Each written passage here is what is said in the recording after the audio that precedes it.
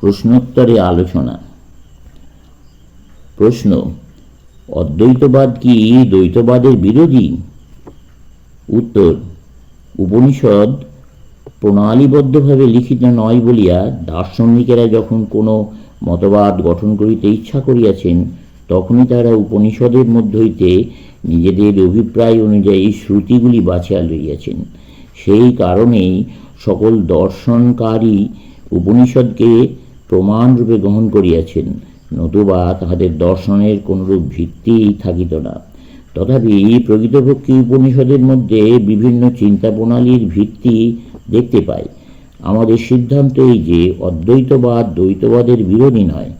আমরা বলি, সত্য বা ধর্মলাভের তিনটি প্রয়োজনীয় সোপানের মধ্যে দ্বৈতবাদ অন্যতম সোপান মাত্র।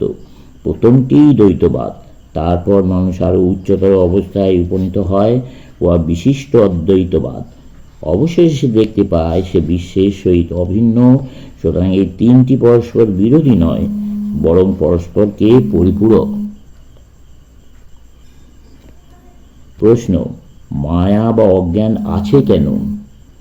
উত্তর: কার্যকারণ সংঘাতের সীমার বাহিরে কেন এই প্রশ্ন জিজ্ঞাসা করা যাইতে পারে না? মায়ার ভিতরেই কোনো বস্তু সম্বন্ধে কেন জিজ্ঞাসা করা যাইতে পারে? সুতরাং আমরা বলি, প্রশ্নটিকে যুক্তিসঙ্গতভাবে প্রকাশ করতে পারলে আমরা উহার উত্তর দেব। তৎপূর্বে উত্তর দেওয়ার অধিকার আমাদের নাই। প্রশ্ন: সগুণ ঈশ্বর কি মায়ার অন্তর্গত? উত্তর: হ্যাঁ, এই সগুণ ঈশ্বর মায়ার মধ্য দিয়া দৃষ্ট সেই নির্গুণ ব্রহ্ম ব্যতীত আর কিছু নন। মায়া বা প্রকৃতির অধীন হইলে সেই নির্গুণ ব্রহ্মকে জীবাত্মা বলে, এবং মায়াধীশ বা প্রকৃতির নিয়ন্তারূপে সেই নির্গুণ ব্রহ্মই ঈশ্বর বা সগুণ ব্রহ্ম। যদি কোনো ব্যক্তি সূর্য দেখিবার জন্য এখান হইতে যাত্রা করে, সে প্রথমে সূর্যকে ছোট দেখিবে।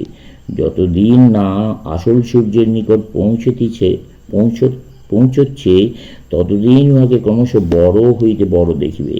যতই সে অগ্রসর হয় ততই সে ভিন্ন ভিন্ন সূর্য দেখিতেছে বলিয়া মনে করিতে পারে। কিন্তু সে যে এক সূর্যই দেখিতেছে তাহাতে আমাদের কোনো সন্দেহ নাই। এইভাবে আমরা যাহা কিছু দেখিতেছি সবই সেই নির্গুণ ব্রহ্মসত্তারই ভিন্ন ভিন্ন প্রকাশ মাত্র। সুতরাং সেই হিসাবে সেগুলি সত্য, ইহাদের মধ্যে কোনোটি মিথ্যা নয়। তবে আমরা এটুকু বলতে পারি, এগুলি নিম্ন স্তরের অবস্থা মাত্র। সেই পূর্ণ নিরপেক্ষ সত্তাকে জানিবার বিশেষ প্রণালী কি? প্রশ্ন: উত্তর: আমরা বলি, দুইটি প্রণালী আছে। একটি ইতিবাচক প্রবৃত্তি মার্গ, অপরটি নেতিবাচক নিবৃত্তি মার্গ। প্রথমোক্ত মার্গে সমগ্র জগৎ চলিতেছে, ইহা প্রেমের পথ।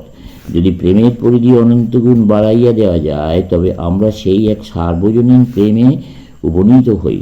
অপর পথ নেতি, অর্থাৎ ইহা নয় এরূপ সাধন দ্বারা চিত্তের যে যে তরঙ্গ মনকে বহির্মুখী করিতে চেষ্টা করে, তাকে নিবারণ করিতে হয়। পরিশেষে মনের যেন মৃত্যু হয়, তখন সত্য স্বয়ং প্রকাশিত হইয়া থাকে। আমরা এই অবস্থাকে সমাধি বা জ্ঞানাতীত অবস্থা বা পূর্ণ জ্ঞানের অবস্থা বলিয়া থাকি। প্রশ্ন: ইহা তাহলে বিষয়ীকে জ্ঞাতা বা দ্রষ্টা রিয়াল টু সাবজেক্ট, বিষয়ে জ্ঞেয় বা দৃশ্য রিয়াল টু অবজেক্ট নিমজ্জিত করার অবস্থা? উত্তর: বিষয়ীকে বিষয় নয়, বিষয়ীকে বিষয়ীতে লীন করা। বাস্তবিক এই জগৎ লোপ পায়, কেবল আমি থাকি, একমাত্র আমিই বর্তমান। প্রশ্ন: আমাদের কয়েকজন জার্মান দার্শনিকের মত ভারতের ভক্তিবাদ খুব সম্ভবত পাশ্চাত্য প্রভাবের ফল। উত্তর: আমি ইহাদের সহিত একমত নই। এরূপ অনুমান মুহূর্ত মাত্র টিকিতে পারে না। ভারতীয় ভক্তি পাশ্চাত্য ভক্তির মতো নয়। ভক্তি সম্বন্ধে আমাদের মুখ্য ধারণা এই যে উহাতে ভয়ের ভাব আদৌ নাই, কেবল ভগবানকে ভালোবাসা। ভয়ে উপাসনা হয় না। প্রথম হইতে শেষ পর্যন্ত সর্বদা শুধু ভালোবাসার ভিতর দিয়াই উপাসনা সম্ভব। দ্বিতীয়ত, এইরূপ অনুমান সম্পূর্ণ অনাবশ্যক। ভক্তির কথা অতি প্রাচীন উপনিষদ সমূহ রইয়াছে। ওই উপনিষদগুলি খ্রিস্টানদের বাইবেল অপেক্ষা অনেক প্রাচীন। সংহিতার মধ্যে ভক্তির বীজ রইয়াছে। ভক্তি শব্দটিও পাশ্চাত্য শব্দ নয়। বেদ মন্ত্রে উল্লিখিত শ্রদ্ধা শব্দ হইতে ক্রমশ ভক্তিবাদের উদ্ভব হইয়াছিল। প্রশ্ন: খ্রিস্ট ধর্ম সম্বন্ধে ভারতবাসীর কিরূপ ধারণা? উত্তর, খুব ভালো বলিয়াই ধারণা। বেদান্ত সকলকেই গ্রহণ করিয়া থাকে। ধর্মশিক্ষা সম্বন্ধে অন্যান্য দেশ অপেক্ষা ভারতে একটি বিশেষত্ব আছে। মনে করুন, আমার একটি ছেলে আছে। আমি তাহাকে কোনো প্রকার ধর্মমত শিক্ষা দেব না।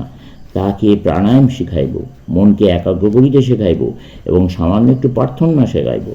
আপনার প্রার্থনা বলিতে যেরূপ বুঝেন সেরূপ নয়, কেবল কতকটা এইভাবে প্রার্থনা শিখাইব, যিনি এই জগৎ ব্রহ্মাণ্ডের সৃষ্টি করিয়াছেন, আমি তাহাকে ধ্যান করি। তিনি আমার মনকে জ্ঞানালোকে আলোকিত করুন। তার ধর্মশিক্ষা এরূপ চলিবে।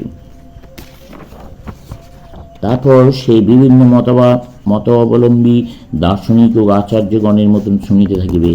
ইহাদের মধ্যে যাহার মত সে নিজের সর্বাপেক্ষা উপযোগী বলিয়া মনে করিবে, তাহাকেই গ্রহণ করিবে। তিনি তার গুরু হইবেন, সে শিষ্য হইবে। সে তাহাকে বলিবে, আপনি যে দর্শন প্রচার করিতেছেন তাহাই সর্বোৎকৃষ্ট, অতএব ইহা আমাকে শিখাইয়া দিন।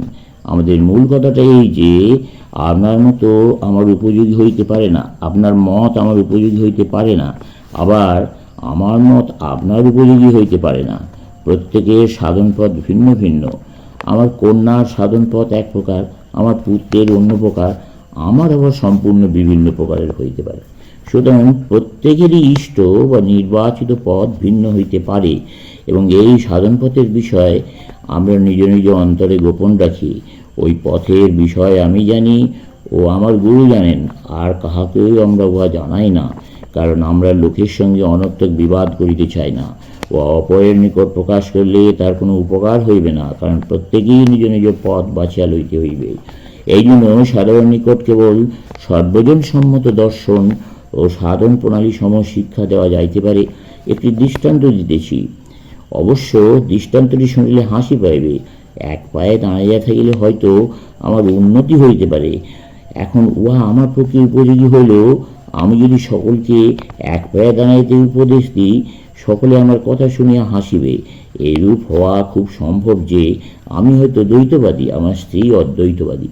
আমার কোনো পুত্র ইচ্ছা করলে খ্রিস্ট, বুদ্ধ বা মোহাম্মদের উপাসক হইতে পারে, তিনিই তাহার ইষ্ট। অবশ্য তাহাকে জাতিগত সামাজিক নিয়ম প্রতিপালন করতেই হবে, চলবে।